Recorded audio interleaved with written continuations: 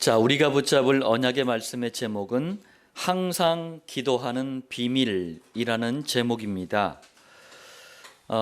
새벽 기도에 이렇게 오는 교인들을 보면은 보따리를 하나 메고 와요. 굉장히 큰 보따리를 하나 메고 옵니다. 이 보따리 이름이 기도 보따리예요. 기도 보따리를 저 입구서부터 막 질질 끌고 그냥 막 들어와요.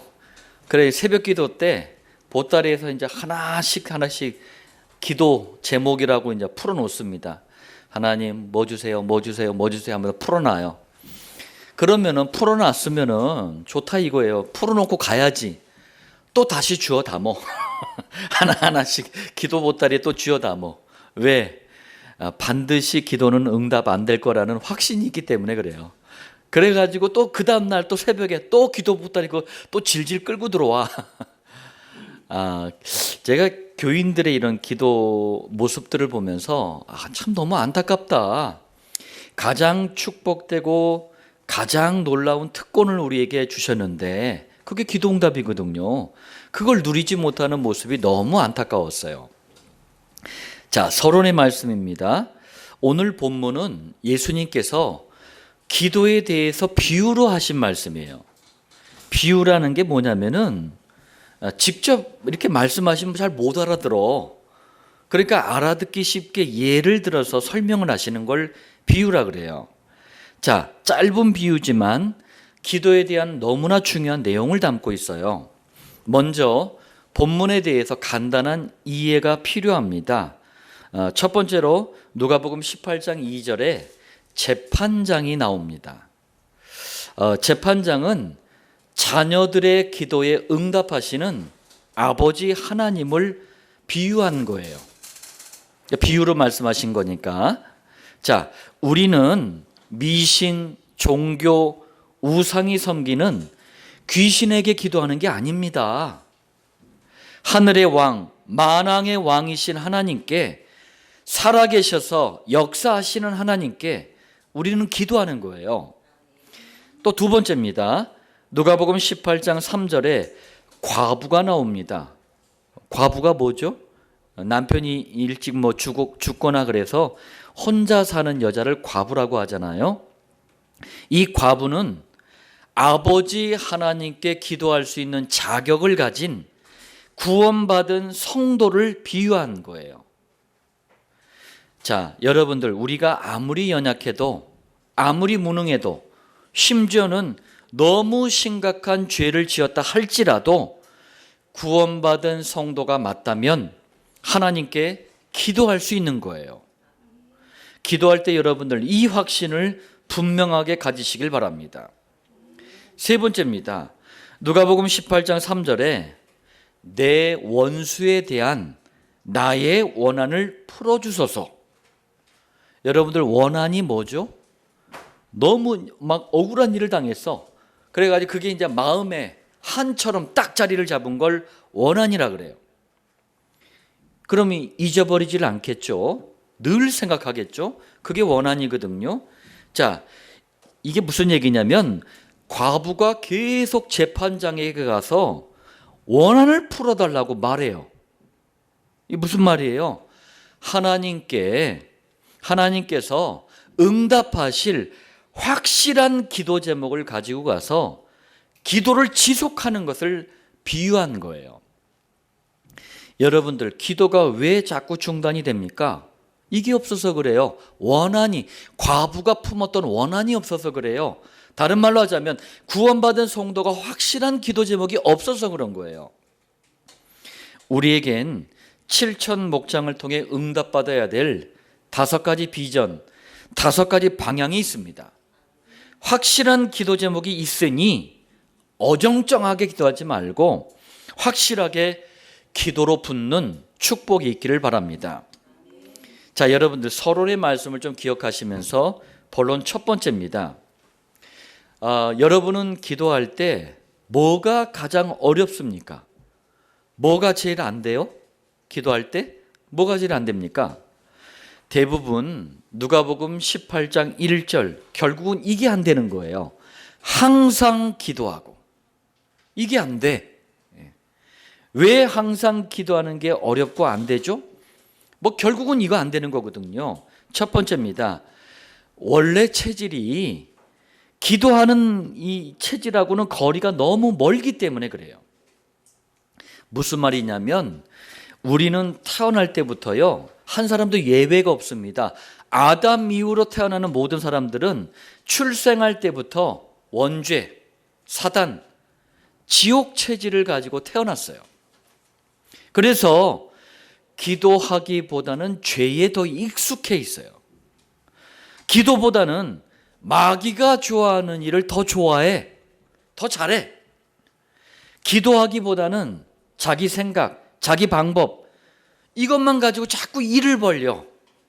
그러다가 이제 사는 게 지옥 같네. 이제 지옥 맛을 보는 거예요. 이게 우리 체질이라서 그래요. 설령 하나님 자녀가 되었다 할지라도 이런 체질 속에 너무나 오랫동안 살아왔기 때문에 자꾸 기도가 잘 안 되는 거예요. 그렇다면 기도가 잘 안 되는 것도 어떤 면에선 정상인 거예요. 그렇지 않습니까? 교회 나온 지 얼마 안 됐어요. 그런데 기도만 했다면 서너가 막 3-4시간씩 막 기도를 해제껴. 그러면 그 일반 교회들 보면은요, 교인들이 그 교인을 부러워해. 나는 기도가 안 되는데 3-4시간씩 하네. 막 부러워하더라고요. 그렇지 않습니다. 이런 사람들은 대부분요, 영적인 문제에 시달리다가 교회 나온 거예요. 막 기도하라고 하니까 너무 눌려있는 속에서 기도하는 거예요. 왜? 그거라도 안 하면은 이 영적인 문제, 이 갈급함을 풀 길이 없는 거예요. 물론 이런 사람들의 기도는 대부분 신비주의 기도예요. 두 번째입니다. 여러분들 항상 기도하고 왜 안 됩니까? 너무 바쁜 것도 기도를 놓치게 만들어요. 너무 바빠. 요즘 사람들은요, 아이나 어른이나 할 것 없이 너무 바빠. 우리 주변도요, 너무 빨리 변화해요. 너무 빨라, 변화가. 사람들이 정신없다고 할 만큼요, 모든 게 너무 바쁘게 지나가 버려요. 어른들만 아침에 출근했다가 밤늦게 집에 오는 게 아니더라고요. 요즘 아이들 보면은 유치원 때부터 일단은 시동을 걸어요. 유치원 때부터. 그러다가 이제 초등학교 되잖아. 이제 본격적으로 이제 바빠집니다. 그래서 아침부터 밤까지 학원을 막 3-4개씩 이상 막 다녀버려. 밤에 퇴근하시더라고, 우리 초등학생들이. 한 번은 광명 목장 마치고 안현 초등학교 앞에 이제 지나가다 보니까 그 학부모님들이 잔뜩 나와 있더라고요. 그래가지고 제가 이제 이게 아직 어리니까 나와 있겠구나. 저도 우리 뭐 세화나 희명이 초등학교 1학년 때 한 15일 했나 한 달 했나 앞에 나가서 마중 나갔거든요. 어리니까 또 다 와 있는데 없으면 또 그러니까 한 적이 있었거든요. 그랬더니 김명윤 선생님이 아니라 그러더라고요. 가방 바꿔주는 거래요. 그래도 그게 뭔 말인가 했더니 이제 학교 갈 때는 학교용 가방을 메고 간대요. 그러니까 끝나고 나오면은 학원 가야 되니까 학교 가방은 받고 학원용 가방으로 바꿔주는 거래요. 그게 참 요즘 아이들 참 너무 수고한다라는 생각이 들더라고요. 너무 바빠. 이 시대 사람들이 너무 바빠요. 그러다 보니까 기도가 잘 안 되는 거예요. 자, 그런데 여러분들 기억하시길 바랍니다. 하나님께 쓰임받은 믿음의 선배들은요, 한결같았어요. 아무리 바빠도 우선순위에 성공했어요. 이게 차이더라고요. 아무리 바빠도 기도를 먼저 해요. 그리고 나서 일을 하더라고요. 그러다 보니까 내 노력, 내 수고, 그러다가 힘만 빠지고 지치고 막 포기하고 이런 게 아니고 하나님께 쓰임받는 인생의 시간표 속으로 들어갔던 거예요. 오늘 모든 분들이 기도라는 우선순위에 성공하는 은혜가 있길 바랍니다. 세 번째입니다. 항상 기도하고 왜 어렵고 안 됩니까? 성경에서 말씀하는 기도, 곧 성경적인 기도를 모르기 때문에 그래요. 목사나 교인이나 거의 대부분요, 어떤 기도를 하냐면 육신이 무조건 잘 돼야 된대. 이걸 떡을 구하는 기도라 그래요. 윤리, 도덕, 인격 수준 이게 좋아야 된대. 이걸 위해서 막 기도해. 종교적인 기도라 그래요. 자신이나 다른 사람을 막 비난하고 정죄를 해. 그런 기도를 해. 율법적인 기도라 그래요. 또 하나님을 막 체험한대. 그런데 실상은 귀신에게 속아서 귀신을 체험하는 신비주의적인 기도를 하고 있어요. 왜 그렇습니까? 성경적인 기도를 모르기 때문에 그래요. 그런데 문제는 이게 너무 일반화돼 있어요. 다 해. 다 해. 이게 또 대형 교회를 중심으로 막 이런 기도를 하다 보니까 뭐 크고 작은 뭐 교회들은 막 이거 맞는 건 줄 알고 또 따라가. 다시 한번 말씀드립니다. 성경을 따라가시길 바랍니다. 성경대로 살아라, 성경을 지켜라, 이 말씀이 아니에요. 왜 불가능한 걸 자꾸 얘기합니까? 중심은 그렇게 갔더라도 말씀을 따라가는 은혜가 있길 바랍니다. 우리 주님도 그랬잖아요. 나를 따라오너라. 복음을 따라오라는 얘기예요. 지키고 그것대로 살 수 없기 때문에 따라가는 겁니다. 자, 여러분들 이런 기도는 하나님과 아무 상관이 없어요. 그렇기 때문에 실제 교인들 한번 보세요. 목사님들 한번 보세요. 기도하면서 힘이 빠져. 기도하면은 정상적인 성경적인 기도는요, 하면 할수록 힘이 난단 말이에요. 힘이 빠져버려. 그리고 육신적인 동기나 이 목적이 딱 채워지잖아요. 뭐 대충 채워지잖아요. 그럼 기도를 그만둬 버려요. 생전 기도 안 하던 교인이 자녀 대학 시험을 앞두고 100일 특별 새벽 기도를 합디다. 자녀가 대학에 합격을 하든 불합격을 하든 그거 끝나잖아요. 기도 그만둬 버립니다. 새롭게 식당 문을 열었어. 생전 기도 안 하던 교인이 막 잘되게 해달라고, 대박나게 해달라고 죽어라 기도를 해. 그러다가 정말 장사가 좀 잘 되잖아요. 기도 그만둬 버립니다. 떡만 채워지면 기도는 그만둬 버리는 거예요. 자, 여러분들 성경과 상관없는 기도는 하나님을 이용하는 거예요. 전능하신 하나님과 타협하려는 거예요. 그게 말이 됩니까? 떡만 추구하는 욕심이지 그건 기도가 아니에요. 그리고 이런 기도는요, 일이 잘 되든 안 되든 결국 큰 실패를 맛보게 돼요. 그러니까 교인들이 그런 말을 하는 거예요. 우리 현장에서 만나는 교인들이 목사님 나 열심히 기도했는데 어려움이 왔다고, 막 문제가 왔다고, 이런 기도한 거예요. 네 번째입니다. 여러분들 명심하시길 바랍니다. 기도하기 전에 복음부터 이해를 해야 돼요. 그 어떤 강단에서도 이렇게 설명하는 강단을 들어본 적이 없어요. 그런데 성경에서는 그렇게 말씀해요. 기도라는 행위가 먼저가 아닙니다. 복음 이해가 먼저예요. 복음 이해를 안 하고 기도하니까 대한민국 교인들이 죄다 신비주의, 율법주의, 막 기복주의 여기에 빠져버린 거예요. 너무 안타까워.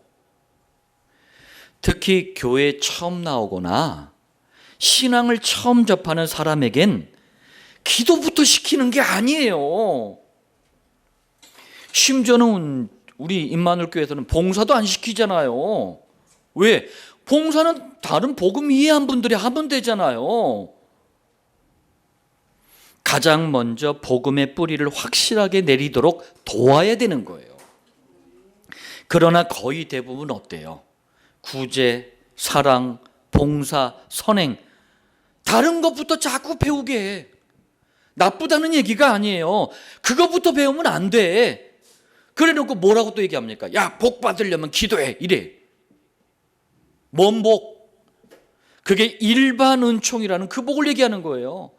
애쓰고 수고하면 누구나 갖는 복, 불신자도 나름 얻는 복, 그걸 왜 기도해? 열심히 하지 그냥. 기도라는 행위 자체도 보면은요, 처음부터 이상하게 틀리게 배워요. 무슨 말이냐? 기도를요, 무조건 세게 해야 된대. 무조건 오래 해야 된대. 무조건 청성거려야 된대. 무조건 부르짖어야 된대. 제가 얘기합니다. 반은 맞고 반은 틀려. 우리가요, 제대로 복음을 이해하고 하나님이 주시는 목적, 하나님이 주시는 방향, 하나님이 주시는 소원, 이것과 맞잖아요. 그러면 자연스럽게 오래 할 수 있고 세게 할 수 있고 정성껏 할 수 있고 때로는 부르짖을 수도 있어요. 그런데 그거는 빼놓고 무조건 이래야 된대. 그래야지 좋은 기도고 그래야지 응답받는데, 처음부터 너무나 이상하게 틀리게 기도를 배우고 있는 거예요. 복음이 이해되면 여러분들 자연스럽게 깨닫게 되는 게 있어요. 기도의 자격. 누가 기도하는가? 누가 기도할 수 있는가? 기도의 내용. 어떤 내용이 하나님은 기도하기를 원하시는가? 기도의 제목. 우리가 평생 붙잡아야 될 제목 뭔지, 기도 응답은 어떤 것인지, 기도할 때 어떤 영적인 일들이 일어나게 되는지 등등등, 이런 것들을 복음을 이해하면 자연스럽게 깨닫는데 지금 교인들이 거의 배우지 못하고 있어요. 왜? 처음부터 다 틀리게 했어. 정리하자면 항상 기도하고, 이게 왜 어렵고 안 될까요? 복음이 안 된 상태에서 기도라는 행위부터 자꾸 하기 때문에 안 되는 거예요.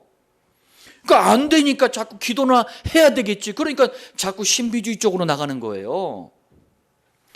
만약에 당장 해결해야 될 문제, 위기, 어려움이 있기 때문에 기도한다 할지라도 좀 지나잖아요.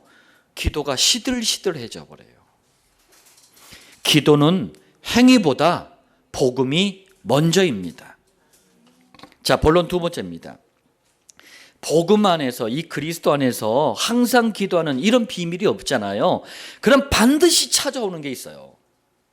우리도 경험했어요. 반드시 찾아오는 게 뭐냐? 누가복음 18장 1절이에요. 낙심하지 말아야. 무슨 말입니까? 낙심과 포기예요. 제가 우리 그루터기들에게, 또 그루터기들을 키우고 있는, 양육하고 있는 부모님들에게 늘 하는 말이 있어요. 아이들을 낙심시키지 말아라. 우리가 야단칠 수도 있고 또 때로는 매도될 수가 있어요. 그렇지만 낙심은 시키지 말아라. 낙심이 뭐예요? 떨어질 낙, 마음심, 마음이 툭 떨어지는 거예요. 그러니까 마음이 자꾸 떨어졌던 아이들이 잘하는 게 뭔지 아십니까? 포기를 잘해. 포기를 잘해요. 기도도 마찬가지예요. 복음 없이 항상 기도하는 이 비밀 없이 기도하잖아요. 금방 낙심과 포기가 와요. 그리스도를 믿는 사람들의 조상, 믿음의 조상이라고 하잖아요. 그분이 아브라함 아닙니까? 아브라함의 인생 전반부가, 후반부는 달라졌는데 전반부가 항상 이랬어요. 한번 보겠습니다. 첫 번째예요. 하나님께서는 우상의 도시라는 뜻을 가진 게 갈대아 우르예요. 심각하죠? 도시 이름이 우상의 도시야. 자, 여기 살던 아브람을 부르시고 가나안 땅으로 가라고 말씀했어요. 창세기 12장 1절. 여호와께서 아브람에게 이르시되 너는 너의 고향과 친척과 아버지의 집을 떠나 내가 네게 보여줄 땅으로 가라. 여러분들, 이 땅이 바로 가나안 땅이에요. 구약시대 가나안 땅은 단순한 지역, 이런 의미가 아닙니다. 복음, 곧 그리스도를 설명하는 단어가 가나안 땅이에요. 장차 원죄 사단 지옥을 해결하는 메시아 그리스도가 오실 땅, 그 땅이 가나안 땅이에요. 두 번째입니다. 그래서 아브라함이 가나안 땅에 가기는 갔어요. 근데 뭐가 왔죠? 기근이 들었어요. 곧장 또 가나안 땅을 떠나서 애굽으로 가버리네. 창세기 12장 10절. 그 땅에 기근이 들었으므로. 기근이 뭐예요? 흉년 때문에 굶주리는 걸 기근이라 그래요. 이거보다 큰 문제가 어디 있어? 그러니까 아브라함이 애굽에 거류하려고 그리로 내려갔으니 이는 그 땅의 기근이 심하였습니다. 아유, 아브라함이 아주 합리적으로 객관적으로 아주 잘 생각했네. 그렇죠? 그렇지가 않습니다. 여러분들, 그렇다고 아브라함이 기도를 전혀 하지 않은 사람은 아니었어요. 비록 기근이란 문제 때문에 가나안 땅은 떠나긴 했지만 분명히 기도도 했다니까요. 창세기 12장 7절입니다. 여호와께서 아브라함에게 나타나 이르시되 내가 이 땅이 어디죠? 가나안 땅이에요. 네 자손에게 주리라 하신지라. 그랬더니 어떻게 했어요? 아브라함이 자기에게 나타나신 여호와께 그가 그곳에서 제단을 쌓고, 여러분, 가나안 땅의 언약을 다시 확인받고 제단을 쌓았어요. 당시에는요, 제단을 쌓는 게 예배고 제단을 쌓는 게 기도예요. 다시 말하자면 그리스도께서 원죄 사단 지옥을 대신해서 원죄 사단 지옥 문제를 대신해서 인간을 대신해서 대신 그 문제를 짊어지고 십자가에서 피 흘리고 희생당하신다, 이걸 상징하는 게 제단이에요. 그래서 구약 시대에는 이 제단을 붙잡는 시간이 예배입니다.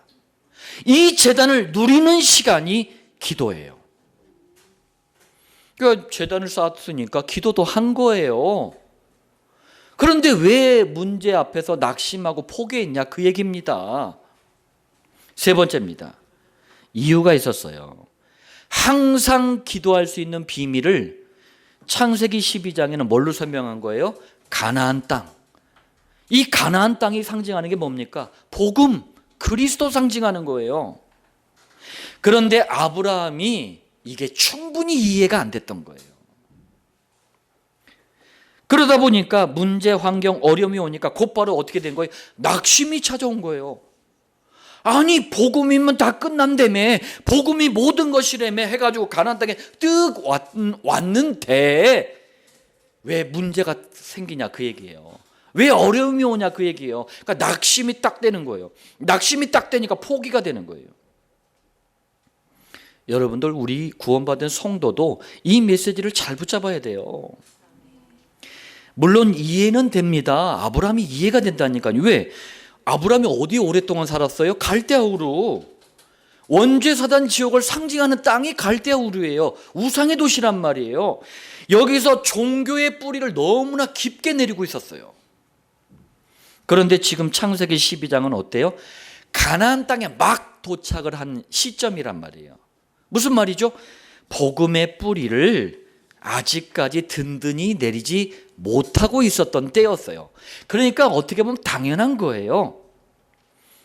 그럼에도 불구하고 여하튼 복음 안에서 항상 기도하는 이 비밀이 아직 자리를 잡지 못했기 때문에 당장 눈에 보이는 애굽, 이 기근이라는 문제를 피해서 애굽으로 내려가 버린 거예요. 근데 이 결과가 어떻습니까? 창세기 12장 11절로 20절에 보니까 자기 살겠다고 자기 마누라를 누이라고 속이고 팔아먹어. 그래가지고 이게 또 들통이 났네. 마누라 또 팔아먹었으면 어떻게 될 뻔했어? 들통이 났어요. 그래가지고 애굽 왕 바로 또 애굽 사람들에게 너무나 큰 창피를 당해요. 우리가 복음 안에서 항상 기도하는 비밀이 없으면요, 사는 내내 창피를 당해요. 복음 안에서 항상 기도하는 비밀이 없으면 가장 먼저 낙심과 포기가 찾아와요. 그리고 이게 더 발전을 해가지고 또 다른 문제 앞에 서게 됩니다. 여러분들, 아브라함의 인생 전반부를 통해서 항상 기도하는 비밀을 가져야 될 이유를 발견하는 은혜가 있기를 바랍니다. 자, 본론 세 번째입니다. 그럼 낙심하지 않고 항상 기도하는 비밀을 가지려면 어떻게 하면 되죠? 첫 번째입니다. 여러분들, 강단 말씀은 언제나 복음만 선포돼야 돼요. 우리는 그 복음만 계속 들어야 됩니다. 그렇다면 여러분들, 복음이 뭘까요? 예수님께서 원죄 사단 지옥이라는 본질적인 저주를 해결하기 위해서 십자가에 죽으시고 부활한 것, 이걸 그리스도의 일이라 그래요.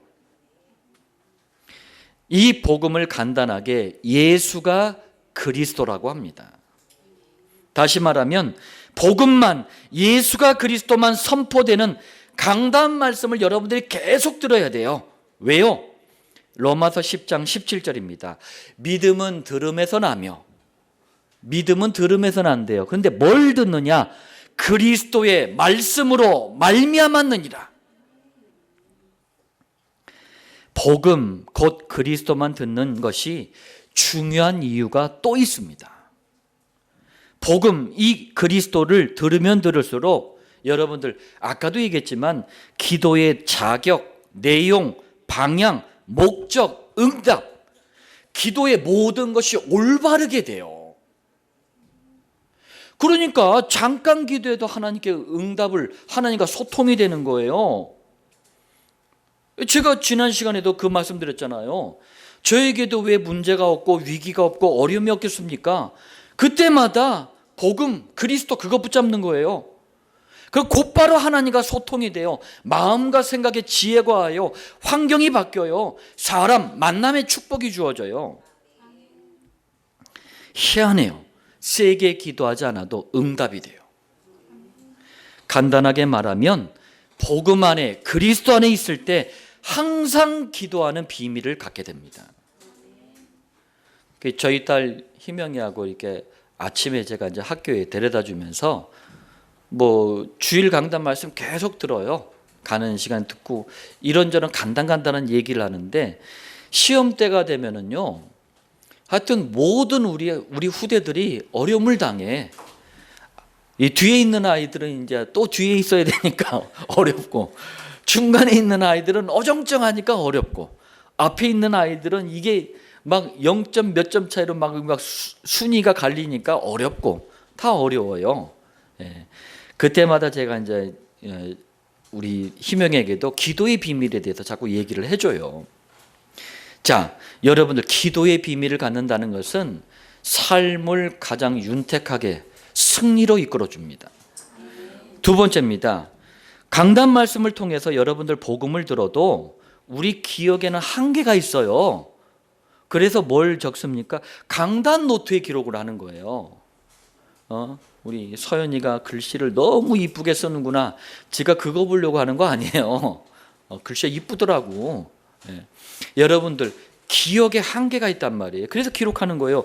심지어는 저도 기록을 하는데, 저는 이 A4지에다가 메시지를 이 타이핑해서 이렇게 출력을 해서 씁니다. 제 기도 수첩 다 노트 보셨잖아요. 강단 노트 다 보셨잖아요. 자, 이걸 왜 합니까? 6일 동안 삶의 현장에 가지고 가라는 거예요. 그래서 매일 일정한 시간을 정해서 계속 묵상하라는 겁니다. 저도 지난 시간에 말씀을요, 제목서부터 결론까지 계속 눈으로 보면서 묵상하는 거예요. 생각하는 거예요. 그러면서 한 주간에 있었던 일을 거기에다가 적용시켜보고, 좋았던 일, 나빴던 일, 뭐 어떤 거든 다 적용시켜보고 거기서 답을 찾고 거기서 인도를 받는 거예요. 이것을 정시기도라고 합니다. 여러분들, 정시기도는 바쁜 일상생활 속에서 기도의 리듬을 일정하게 유지시켜주는 역할을 해요. 우리 아까 기도가 안 되는 이유 중에 하나가 뭐였어요? 너무 바빠. 정시기도의 비밀이 있어야 돼요. 그리고 정시기도는 복음을 계속 이해하고 뿌리 내리는 시간 아닙니까? 그러다 보니까 자연스럽게 낙심과 포기를 막아줘요. 또 정시기도는요, 항상 기도하고 이 말씀처럼 이 훈련을 자연스럽게 시켜주는 성경적인 기도 방법이에요. 세 번째입니다. 이 두 가지가 되어지면 이때부터 강단 말씀이 내 삶 속에 성취가 되는구나, 이 응답을 알게 돼요. 그러면서 만남이 굉장히 축복된 거구나. 우리가 이번 주에 예배당 4차입니다. 여기 참여하려고 그래요. 이번 주에 참여하려고 합니다. 토요일 날 만남이 있어서 그래요. 하나님께서 하라는 사인이구나 해서 참여하려고 합니다. 예. 그러니까 만남 자체가 다 하나님의 계획이고 인도고 그래요. 이 축복을 계속 누리는 장을 목장이라고 하는 거예요. 목장은 왜 항상 기도해야 되지? 어떻게 하면 지속해서 낙심하지 않고 포기하지 않고 응답을 받지? 이걸 깨닫게 해주는 축복이 목장이에요. 목장을 열거나 목장에 참여하신 분들은 알 겁니다. 목장에 초청할 전도 대상자, 또 목장에서 말씀을 드려야 될 그 대상자를 위해서 여러분들 기도가 되어지잖아요. 그렇지 않아요? 예. 또 하나님의 소원이라 계속해서 또 응답이 오기 때문에 낙심하고 포기할 시간이 없어요. 자, 말씀을 잘 기억하시면서 결론 말씀드리겠습니다. 예수님께서 기도에 대한 비유의 말씀을 마치시면서 누가복음 18장 8절에 이렇게 말씀하셨습니다. 인자가 올 때에 세상에서 믿음을 보겠느냐? 자, 다시 말하자면 예수님이 지구 종말할 때 재림하시잖아요. 다시 오시잖아요. 그때에 기도하는 사람들을 보겠느냐? 이렇게 말씀하셔야 되는데 세상에서 믿음을 보겠느냐? 라고 말씀하신 거예요. 자, 이게 무슨 말씀이냐? 두 번째입니다. 먼저 믿음이 뭔지 알아야 돼요. 믿음은 막연하고 막 철학적이고 그런 게 아니에요. 실체, 실물이 있어요. 믿음이 뭐죠? 예수가 그리스도라는 복음 그 자체를 믿음이라 그래요. 그래서 여러분들 너 믿음 없어 이런 말 함부로 하는 게 아니에요. 복음이 없다라는 말이에요, 그게. 그런데 뭐 교인들은 그 기준도 없고 뭐 의미도 몰라. 그러니까 뭐 믿음이 있네 없네 지들끼리 막 떠들고 그래. 자, 그렇다면은 여러분들 믿음을 보겠느냐? 이 예수님의 말씀은 뭐예요? 기도한다고 떠들고 기도한다고 폼 잡고 하는 사람들은 너무나 많은데 예수가 그리스도라는 복음을 깨닫고 기도하는 사람은 너무나 적을 것이다. 그 말씀이에요. 우리 전도자 여러분들, 우리 성도님들 틀려요, 맞아요? 우리가 현장에서 만나는 목사나 교인이나 보면은요 막 미십니다. 막 쥐하면서 삼창까지 하면서 막 그냥 무작정 막 기도해. 기도하는 사람들은 너무나 많아. 그런데 복음을 깨닫고 올바른 기도를 하는 사람들은 너무나 적잖아요. 다시 말하면 기도한다고 폼 잡고 떡 때문에 막 욕심을 가지고 열심히 기도하는 교인들은 많은데 성경이 말씀하는 복음을 확실하게 깨닫고 올바르게 기도하는 성도는 찾아보기 힘들다는 말씀이에요. 이게 이 말세를 살아가는 우리 주변의 현장의 모습들이에요. 그래서 하나님은요 참된 복음, 참된 믿음 안에서 항상 기도하는 비밀을 가진 우리를 부르신 거예요. 우리를 통해서 고통당하는 시대와 현장을 살리라고, 이 비밀을 가진 우리를 통해서 살리라고 7천 목장이라는 큰 사명을 주신 겁니다. 오늘 여러분들을 향한 이 말씀이 여러분들 당대와 후대를 통해 성취되는 언약의 말씀 되시길 다시 한번 주 예수님의 이름으로 축복합니다.